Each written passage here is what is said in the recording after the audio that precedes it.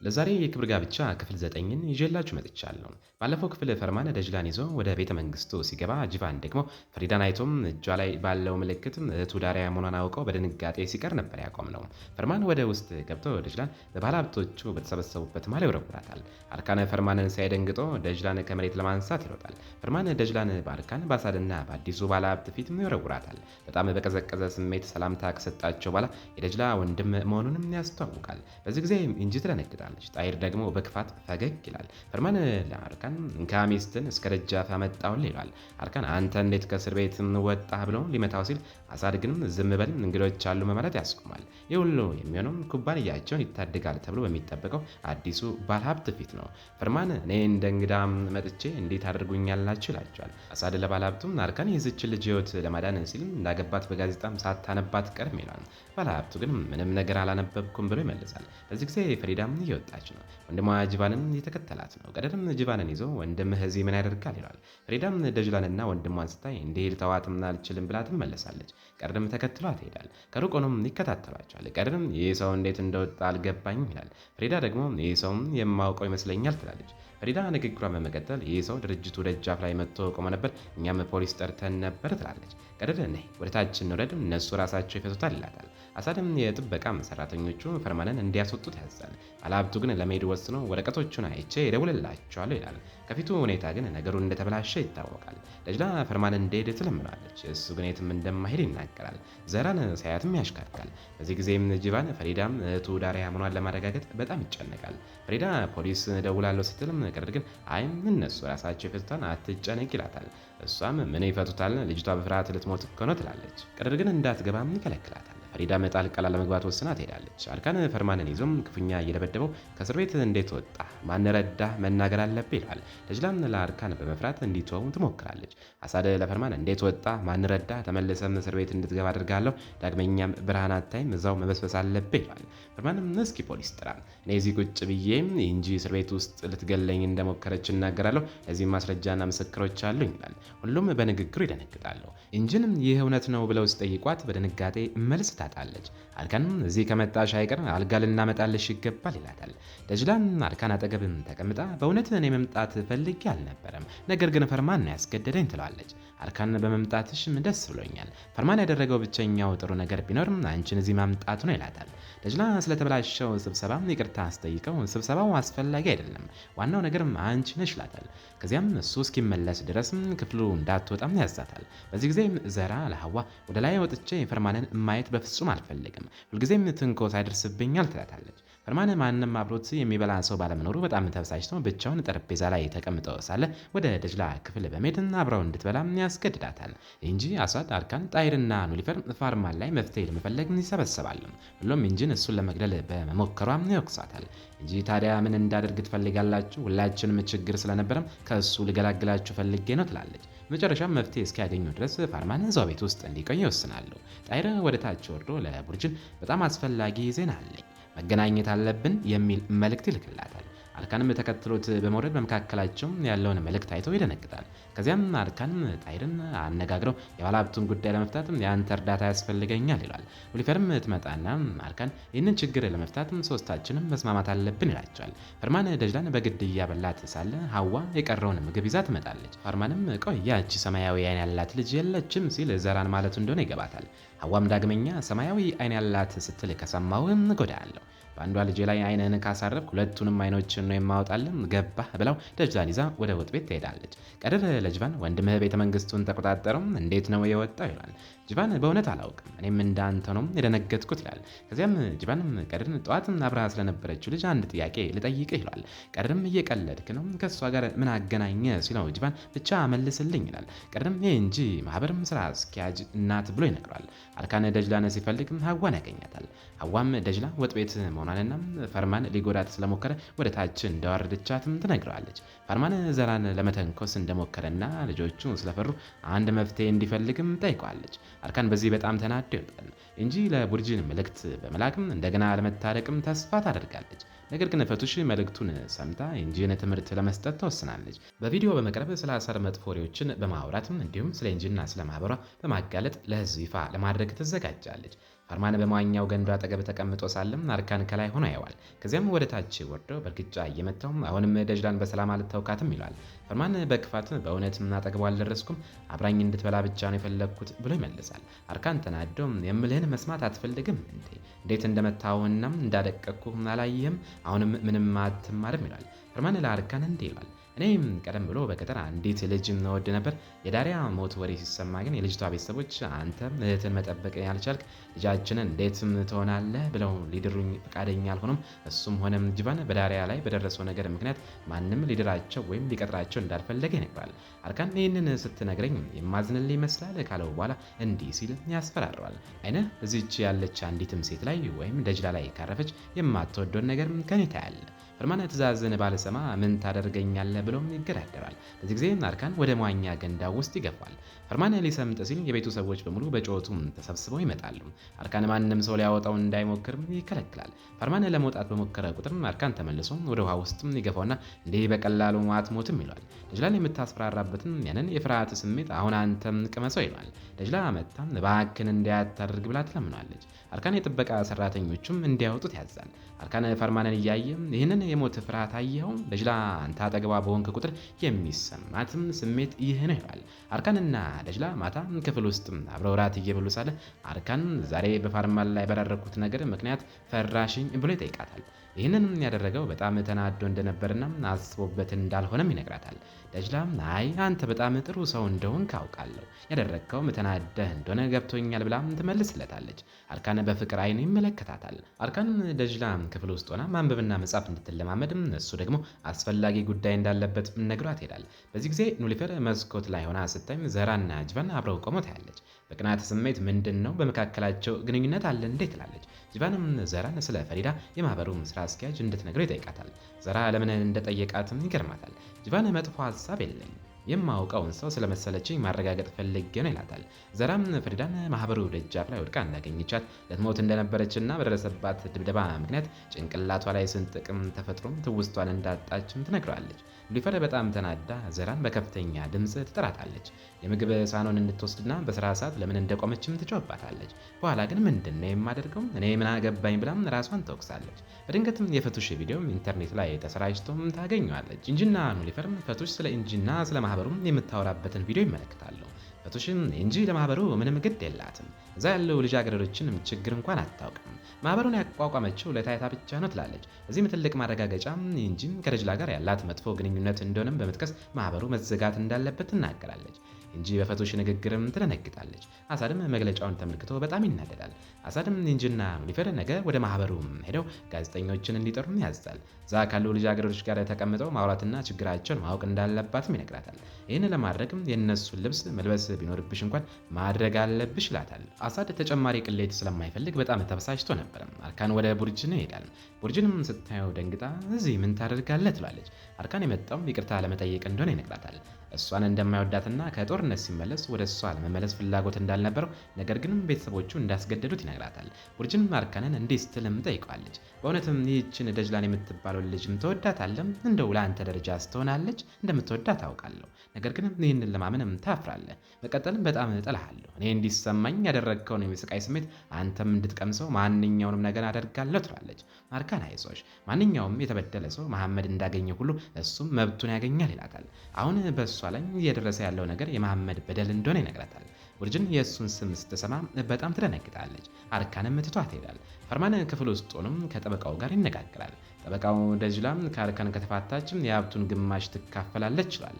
ፈርማን ልጅ ቢኖራትስ ምን ይሆናል ብሎ ይጠይቀዋል። ጠበቃው ልጅ ካላት የሀብት ድርሻ ከፍ እንደሚል ይነግረዋል።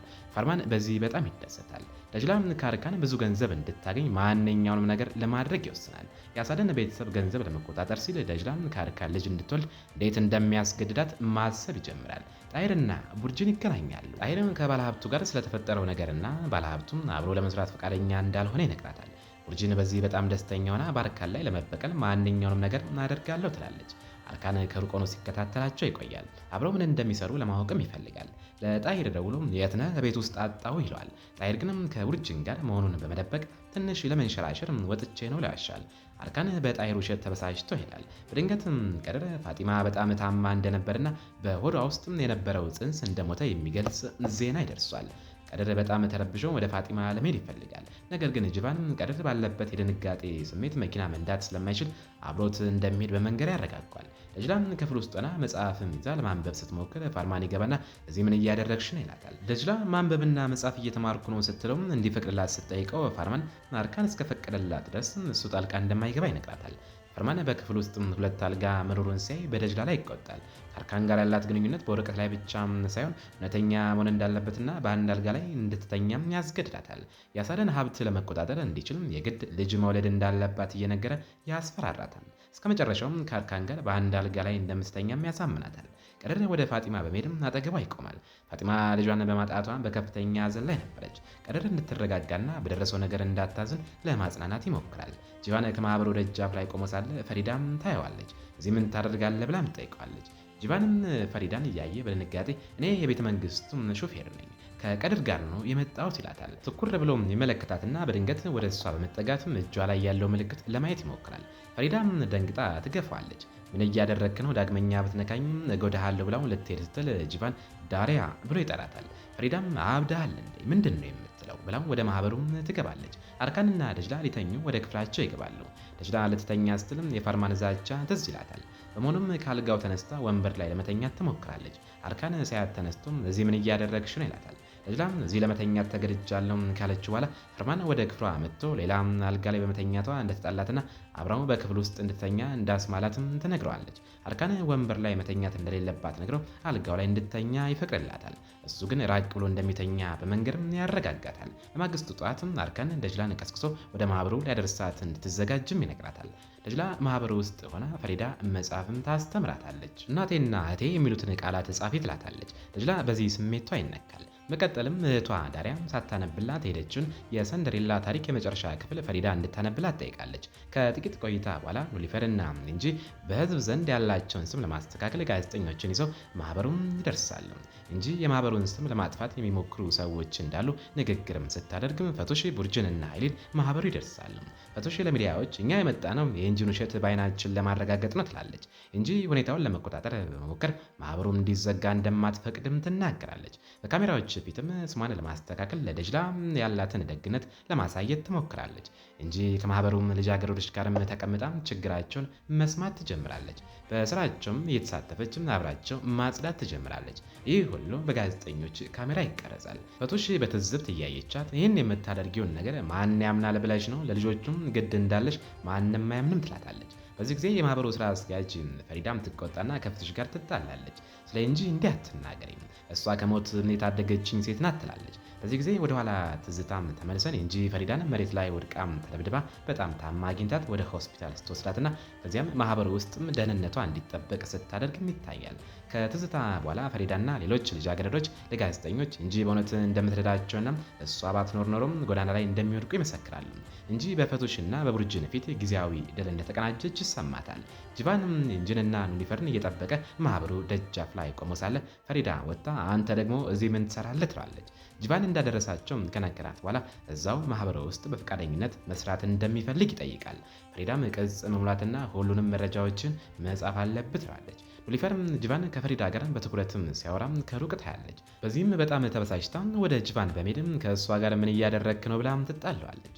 ጂቫን በፈቃደኝነት ለመስራት እንደሚፈልግ ሊያስረዳት ቢሞክርም ኑሊፈር ግን ተቆጥታ መኪና ውስጥ ገብታ ትሄዳለች። አርካን ወደ ሐምዲ በመሄድ በመካከላቸው ያለው ችግር ለመፍታት ሊያናግረው ይሞክራል። ነገር ግን ሐምዲ ሊሰማው ፈቃደኛ ሳይሆን ያባራል። አርካን ቤተሰቦቹ በደረሰውም ነገር ጥፋት እንደሌለባቸው ቢነግረውም ሐምዲ ግን በጭካኔ ቤተሰቦችን በሙሉም አክስሬ አንዲት ሳንቲም እስከማሳጣቸው ድረስ አረካም ይላል። አርካን ተበሳጭቶ እየደሳለ ከባለሀብቱም ስልክ ይደርሳል። ባለሀብቱም አብሮት ላለመስራት የወሰነውን የመጨረሻ ውሳኔ ይነግራል። አርካን ሁሉም በሮችን የተዘጉበት መስሎ ይሰማል። በከፍተኛ ተስፋ መቁረጥ ሆኖ ወደ ማህበሩ ይሄዳል። አርካን ማህበሩም ሲደርስ ሲደርስ ቀድርም ከደጅላ አጠገብ ተቀምጦ ማንበብ ሲያስተምራት ያገኛል። አርካን በጣም ይቀናል። ፊቱ ላይም መቆጣት ይታያል። ቀድርም አርካንን ሳይ ከቦታው ይነሳል። አርካን በቀድር ቦታ ተቀምጦ እሱ ራሱ ደጅላን ማስተማር ይጀምራል። ደጅላም በፊቱ ማንበብ ትችላለች። አርካንም በዚህ በጣም ደስ ይላል፣ እንዲሁም ኩራት ይሰማል። ከጥቂት ቆይታ በኋላ አርካንና ደጅላ ከማህበሩ ይወጣሉ። አርካን ለደጅላ ባለሀብቱም አብሮ ለመስራት ፈቃደኛ እንዳልሆነ ይነግራታል። ደጅላ በዚህ በጣም ታዝናለች። አርካን ጉዳዩን ሳይፈታ መተው እንደሌለበትም ትነግረዋለች። ተመልሶ ሄዶ ባለሀብቱን እንዲያነጋግረውና እንዲያሳምነውም ጠይቀዋለች። አርካን ግን ማህበራዊ ደረጃው ለማንም ሰው እንዲለማመጥ እንደማይፈቅድለት ይነግራታል። ደጅላ ደረጃው አስፈላጊ አይደለም፣ ዋናው ነገር ግን ይህን ችግር መፍታት ነው ማለት እንዲሄድም ተወተውቷለች። አርካን ደጅላን ይዞ ይሄዳል። እዛ ሲደርሱም ደጅላ መኪና ውስጥ እንድትቆይና እሱ በፍጥነት ወጥቶ እንደሚመጣ ይነግራታል። አርካን ወደ ባለሀብቱ ቢገባም ባለሀብቱ ግን አሁንም ፈቃደኛ ሳይሆን ይቆያል። በዚህ ጊዜ ደጅላ ጣልቃ ለመግባት ወስና ወደ ኩባንያው ትገባለች። ወደ ባለሀብቱ ቢሮውም ትደርሳለች። አርካን ደጅላን በፊቱ ሲያያት ይደነግጣል። ደጅላ በከፍተኛ በራስ መተማመን ባለሀብቱን ማነጋገር ትጀምራለች። እኔ ደጅላ ነኝ፣ በእርግጠኝነት ስለ እኔ ታውቃለህ ትለዋለች። አርካን በጣም ጥሩ ሰው እንደሆነና ሙሉ በሙሉ ሊተማመንበት እንደሚችልም ትነግረዋለች። ደጅላም ንግግሯን በመቀጠል አርካን ባይኖር ኖሮ አሁን እኔ የሞትኩ ሴት ነበርኩ፣ እሱ ነው ዳግመኛ በሕይወት እንድኖር ያደረገኝ ትላለች። ስለ አርካን በጣም ጥሩ ነገሮችን መናገርም ትጀምራለች። አርካንም ደጅላም ስለ እሱ በምትናገረው ነገር እየተደነቀና እየተደሰተ ይመለከታታል። ባለሀብቱም በንግግሯ ተነክቶ ለአርካን እድል ለመስጠትና አብሮ ለመስራት ይስማማል። አርካንና ደጅላ ወጥ ቤት ውስጥም ይገናኛሉ። አርካን ባለሀብቱን እንዲስማማ ስላደረገችው ደጅላን ያመሰግናታል። ፈርማን አጠገብ ቆሞ ንግግራቸውን ይሰማል። ደጅላ በስራቸው ውስጥ ጣልቃ መግባቷም ሀብቱን ለመቆጣጠር ላለው እቅድ ስለሚረዳው በጣም ይደስታል። ከጥቂት ቆይታ በኋላም ደጅላ ከፍየሏ ጋር እያወራች ሳለ ፈርማን መጥቶም አርካን ሀብቱን በሙሉ በስሟ እንዲጽፍላት የግድ በፍጥነት ልጅ መውለድ እንዳለባት ይነግራታል። ደጅላ ግን ፈቃደኛም ሳትሆን ተምራና ሰርታ ገንዘብ በራሷ እንደምታገኝ ትነግራለች። ፈርማን እያሾፈባት ምን ትምህርት ነው እህትሽ ዳሪያ ተምራ መጨረሻዋ ምን ሆነ ይላታል። ደጅላ ተቆጣም የዳሪያን ስም እንዳያነሳ ብትጠይቀውም ፈርማን ሁልጊዜ ዳሪያ ላይ ለደረሰው ነገር እኔን ትወቅሽኛለሽ፣ እውነታው ግን እህትሽ እንድትገደል ምክንያት የሆንሽው አንቺ ነሽ ይላታል። ፈርማን ንግግሩን በመቀጠል ትንሽ ልጅ ሳለሽ መጥተሽ ዳሪያ ልትኮበልል እንደሆነም ነገርሽኝ ይላታል። ደጅላም እየዋሸ ነው፣ አይምሮዬን በመቆጣጠር ያልሆነ ነገር እንዳምን እያደረግኝ ነው ብላ ትጮበታለች። ፈርማን ግን እውነታው ይሄ መሆኑን ያረጋግጥላታል። ደጅላ ልጅ ሳለች ወደ ፋርማን ሄዳ ዳሪያ ልጠፋ እንደሆነ የነገረችበትን ትዝታ ማስታወስ ትጀምራለች። ለእቷ ሞት ምክንያት እንደሆነች ተሰምቷት በከፍተኛ ሐዘን ውስጥ ትወድቃለች። በዚህ ጊዜ አርካን ወደ አሳድ በመሄድ ባለሀብቱም አብሮ ለመስራት እንደወሰነ ይነግራል እንጂ ለአሳድ ልጄ እንዴት ጎበዝ እንደሆነ አየም ችግሩን ፈታው ትላለች። አርካን ንግግሯን አቋርጦ ባለሀብቱን ያነጋገረችውና ያሳመነችው ደጅላ መሆኗን ይነግራቸዋል። ሁሉም ደጅላም ችግሩን መፍታቷ ይገርማቸዋል እንጂ ተቆጥታም እሷ በማንነቷ ነው በእንዲህ ያለ ጉዳይ ጣልቃ የምትገባው ትላለች። አሳድ ግን ዋናው ነገር ችግሩ መፈታቱን እንደሆነ በመናገር ዝም ያሰኛታል። አርካን ደጅላን ለማስተማርም የልጅነት መጽሐፎችን ይዞ ወደ ክፍሏ ይሄዳል። ነገር ግን ደጅላም እያለቀሰች ያገኛታል። አርካንም አቅፎ ሊያረጋጋት ይሞክራል። ደጅላም ፈርማን ለእቷ ሞት ምክንያትም አንቺ ነሽ እንዳላት በልቅሶም ትነግረዋለች። አርካን ያኔ ትንሽ ልጅ እንደነበረችና እቷን የመጉዳት ሀሳብ እንዳልነበራት ሊያስረዳት ይሞክራል። ከጥቂት ጊዜ በኋላ አርካን ደጅላን አረጋግቶ ያስተኛታል። ነገር ግን ደጅላ ደንግጣ ትነቃለች። የእቷን ጸጉርም ስትቆርጥ በህልሟ ይታያታል። ደጅላም ተነስታ በእቷ ላይ እንዳደረገችው ሁሉ የራሷን ጸጉር ለመቁረጥ ትሞክራለች። አርካን ግን መቀሱን ከእጇ ቀምቶ እንድትረጋጋ ያደርጋታል። ከክፍሏም እንዳትወጣ ነግሯት በንዴት ይወጣል። ጣይርም አርካንን ሲያገኘው ለምንድን ነው እንዴ ተናደድከው ብሎ ይጠይቋል። አርካንም ፈርማን በደጅላ ላይ ያደረገውን ይነግረዋል። ጣይርም በፈርማን ድርጊት ክፉኛ ይናደዳል። አርካን ወደ ጅባንና ቀድር ክፍል በመሄድ ጅባን ለአስቸኳይ ጉዳይ አብሮት እንዲሄድ ያዟል። ቀድርንም እኔ እስክመለስ ደጅላን በአንተና በአዋጅ አደራ ናት ይለዋል። አርካን ቀጥሎም ፈርማን ወደ እሷ ለመቅረብ ከሞከረም ግደለው በማለትም ጥብቅ ትዕዛዝ ይሰጧል። ጅባን ምንም ነገር ሳይረዳውም አብሮት ይሄዳል። ጣይር በደጅላ ሁኔታ በጣም አዝኖ ወደ ክፍሏ ይሄዳል። ወደ ትምህርት እንዲወስዳት ቢጠይቃትም ደጅላ ግን መማር ማቆም እንደምትፈልግ ትነግረዋለች። ጣይርም አንድ ዘዴ ይሰይዳል። ወደ ማህበሩ በመሄድም ፈሪዳን ያገኛታል። ፈሪዳ ወደ ቤት መጥታ ደጅላን እንድታረጋጋትና ወደ ትምህርቷ እንድትመለስ እንድታሳምናት ይለምናታል። የደጅላ ስነ ልቦናዊ ሁኔታ በጣም አሳሳቢ መሆኑንም ለፈሪዳ ይነግራታል። ፈሪዳም አብራው ለመሄድ ትስማማለች። አርካን ጅባንን ወደ መንደሩ ይዞት ሄዶ የዳሪያን አስክሬን ለማግኘት ቆፋሮ ይጀምራሉ። ነገር ግን አርካን ምንም ነገር ሊያገኝ አይችልም። ጅባንንም ዋሽተኛል በማለት ይጣላል። ጂቫን ጉዳዩ ከቆየ ዓመታት ስለሆኑም የተቀበረችበትን ቦታ ረስቸው ሊሆን ይችላል በማለት ሌላ ቦታ ላይ እንዲቆፍሩም ይጠቁማል። ጣይር ወደ ፈርማን በመሄድ ክፉኛ ይደበድቧል። ደጅላም ቀይ መስመር እንደሆነችና እንዳትቀርባት አልነገርኩም እያለ ይጮፍታል። ፈርማን ግን ካራከኝ በኢንጂና በፊክረት መካከል ያለውን ግንኙነት ለቤተሰቡም እነግራለሁ ማለት ያስፈራራል። በተጨማሪም ጣይር ራሱን ከእስር ቤት እንዳወጣው ሊያጋልጥበት ይሞክራል። አርካን ቁፋሮን ቢቀጥልም ምንም አያገኝም። ጂቫንን እየመታም እየሸወርክ ነው ማለትም የዳሪያን ትክክለኛ ቦታ እንዲናገር ያስገድዷል። ጂቫን ከፍተኛ ጭንቀት ውስጥ ይገባል። የዳሪያ ምስል በአይኑ እየታየው እውነቱን እንዲናገር ስትጠይቀውም ይታየዋል። በተመሳሳይ ሰዓት ፈሪዳ ደጅላ ጋር በመሆን ልታረጋጋት ትሞክራለች። መጨረሻም ጂቫን ለአርካን እውነቱን ይናገራል። ዳሪያ አልሞተችም፣ በሕይወት አለች። አርካንም በዚህም ዜና ክፉኛ ይደነግጣል። ፈርማን ወደ ደጅላ ክፍል ለመግባት ይሄዳል። ደጅላ በድንገትም የፈሪዳ እጅ ላይ ያለውን ምልክት ትመለከታለች። በምታየው ነገርም በጣም ትደነግጣለች። የዛሬው ክፍል ይመስላል። በቀጣይስ ምን ይፈጠር ይሆን?